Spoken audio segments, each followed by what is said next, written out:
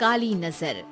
माँ, माँ, अरे क्या माँ माँ कर रहा है? बकरी का बच्चा है क्या? अरे माँ, मजाक छोड़ो।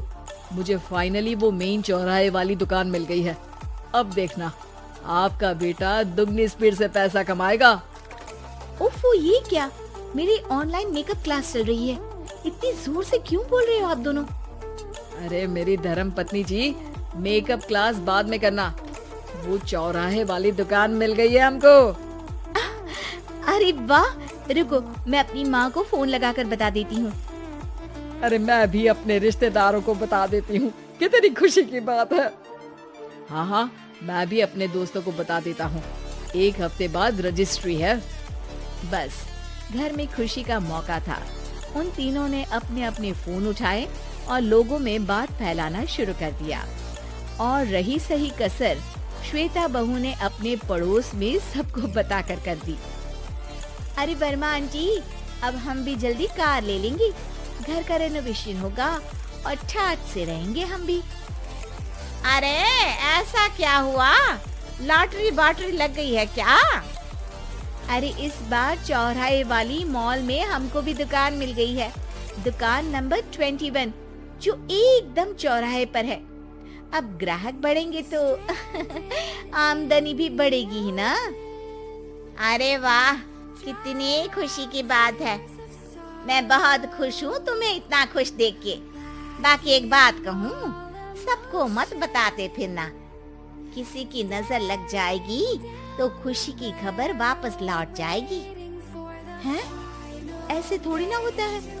अब डरा रही हूँ। अरे सही कह रही हूँ, काली नजर कहते हैं इस चीज को, जब आप किसी को कुछ बताओ और वो काम बिगड़ जाए।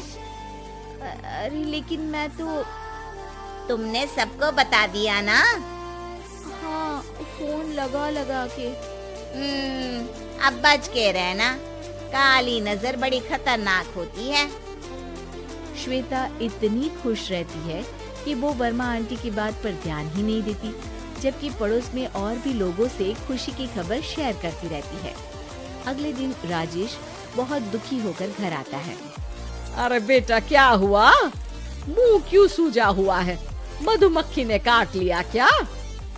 माँ, वो दुकान किसी और के पास चली गई। किसी ने ज्यादा भाव लगा दिया। अरे पर बात तो आपसे हुई थी ना उस दुकान वाले की। हाँ, आज मैं टोकन अमाउंट देने गया था, तब मुझे पता चला। कोई आकर सुबह मुझसे पहले ही ज्यादा अमाउंट दे गया।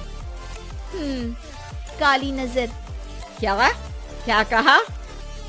वर्मा आंटी ने समझाया था कि किसी को बताना मत, वरना काली नजर लग जाएगी। अच्छा, तुम्हें उनकी बात मान लेनी चाहिए थी। उनकी बात मान लेती, लेकिन उसके पहले ही सबको बता चुके थे ना हम तीनों। अरे अगली बार से ध्यान रखेंगे। कोई भी नई चीज होगी तो किसी को नहीं बताएंगे। तीनों कुछ दिन ऐसे ही रहते हैं, पर एक दिन श्वेता को एक मेल आता है। राजेश, मेरा ऑनलाइन मेकअप कोर्स कंप्लीट हो गया। अब मैं खुद का पार्लर खोल सकती हूँ। अरे वाह, अपने मोहल्ले में ही खोलते हैं। ये जो घर के सामने दुकान है ना, वहीं। हाँ, यहाँ सस्ती भी मिल जाएगी। अगले दिन श्वेता वर्मा आंटी के पास जाती है मिठाई का डब्बा लेकर। अरे आओ आओ, कैसे आना हुआ? जोर से नहीं बोलूंगी। वो सामने वाली दुकान है ना, वहाँ मैं अपनी पार्लर की दुकान खोलने वाली हूँ। उसकी मिठाई है। अरे वाह, बहुत बधाई हो तुमको। हाँ, मैं कमाने लगूंगी तो राजेश पर पूरे घर का बोझ नहीं रहेगा ना आंटी जी। ये तो है, पर ये बता कि तूने ये बात किसी और को तो नहीं बताई ना? अरे नहीं नहीं, पिछली बार गलती कर दी थी। काली नजर लगी किसी की और राजेश के हाथ से वो दुकान चली गई थी। सबको मत बताना। चलो मैं चलती हूँ, कल दुकान की बात करने भी तो जाना है। अगले दिन श्वेता दुकान के लिए मालिक से बात करने जाती है। अरे लेकिन दुकान तो हम कल रात को ही किसी को दे चुके हैं। कल ही? हाँ, कल ही। 2 दिन बाद कोई यहाँ पार्लर भी खोल लेगा। अब कहीं और दुकान देख लीजिए। अरे पर हमको भी तो पार्लर ही खोलना था। भाई एक ही दुकान है, आधी आधी तो नहीं दे सकता ना मैं। राजेश और श्वेता घर पर हताश होकर आ जाते हैं। इस बार तो किसी को बताया भी नहीं था, अब किसकी काली नजर लग सकती है। सुनो, तुमने माँ को बताया था क्या? ये कैसी बात कर रही हो? माँ की नजर थोड़ी ना लगेगी। पक्का तुमने किसी को नहीं बताया था ना? सिर्फ वर्मा आंटी को बताया था, उन्होंने ही मुझे किसी को नहीं बताने को कहा। अरे यार तुम भी सही हो, मेरी माँ को नहीं बताने को कह रही हो, पर वर्मा आंटी को बताना तुम्हें जरूरी लगा। अरे वर्मा आंटी ने ही तो काली नजर के बारे में बताया था ना, वो हमेशा हमारा भला ही तो चाहती है। मेरी माँ भी हमारा भला ही चाहती है। अरे पर चिल्ला क्यों रहे हो? बात नहीं कर सकते क्या आराम से? नहीं आता वो आराम से बात करना, और करना भी नहीं चाहता हूँ मैं। दुकान जाने का दुख गुस्से में बदल गया था और राजेश और श्वेता में बात बंद हो गई थी। 2 दिन बाद मोहल्ले में पार्लर का इनॉग्रेशन हुआ, जिसमें मोहल्ले के सभी लोगों को बुलाया गया, पर श्वेता, राजेश और माँ नहीं जाते। माँ अंदर आ जाओ, क्या देख रही हो? अरे नया पार्लर देख रही हूँ अपने आंगन से। देखो, माँ को दूसरे का सुख देखने में कितना मजा आ रहा है, मेरा दुख नहीं दिख रहा इन्हें। यहाँ मेरा पार्लर भी तो हो सकता था। अरे चुप रहो यार, हर बात में लड़ाई क्यों ढूंढ रही हो?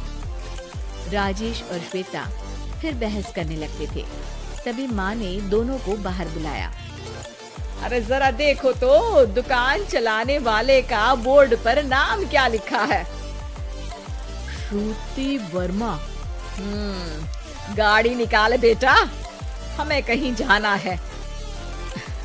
काली नजर का इलाज कराने। राजेश अपनी बाइक निकालता है। तीनों ट्रिपलिंग कर रहे हैं। माँ राजेश को उस मॉल वाली दुकान पर लेकर जाती है जहाँ राजेश अपनी दुकान खोलने वाला था। यही दुकान लेना चाहता था ना तू? हाँ, पर इनको भी दुखी करने लेकर आई हो क्या यहाँ पर दुकान दिखाकर? वहाँ काफी नहीं था? अरे श्वेता थोड़ा सब्र रख, अभी पता चलेगा कि हम यहाँ क्यों आए हैं। बता, इस दुकान चलाने वाले का नाम क्या है? अनुपम वर्मा। कुछ समझ में आया? वो दुकान वाली श्रुति वर्मा, ये दुकान वाला अनुपम वर्मा, और हमारे पड़ोस में हमने उस दुकानों के बारे में बताया किसको था? अब वर्मा आंटी को। मतलब वर्मा आंटी ही हमारा काम बिगाड़ रही है? नहीं नहीं, ऐसा नहीं हो सकता, ये बस इत्तेफाक है। राजेश अपना फोन निकालता है और श्रुति वर्मा और अनुपम वर्मा के नाम फेसबुक पर सर्च करता है, जहां ये दोनों ही वर्मा आंटी के रिश्तेदार होते हैं। श्वेता को समझ में आ जाता है कि वर्मा आंटी की ही नजर काली नजर है। अब क्या करना है? कोई भी खुशी की खबर हो तो काली नजर से बचना है, यानी वर्मा आंटी से बचना है। अरे पर मुझे ये समझ में नहीं आया कि वो हमारे साथ ऐसा क्यों करेंगी। अरे बेटा, एक सीख है, दूर के आदमी को आपकी तरक्की से कम परेशानी होगी, पड़ोसी को ज्यादा। दोनों माँ की बात में हामी भरते हैं और अगला काम चुपचाप करने की कसम खाते हैं, ताकि आगे से वर्मा आंटी कोई काम ना बिगाड़ सके।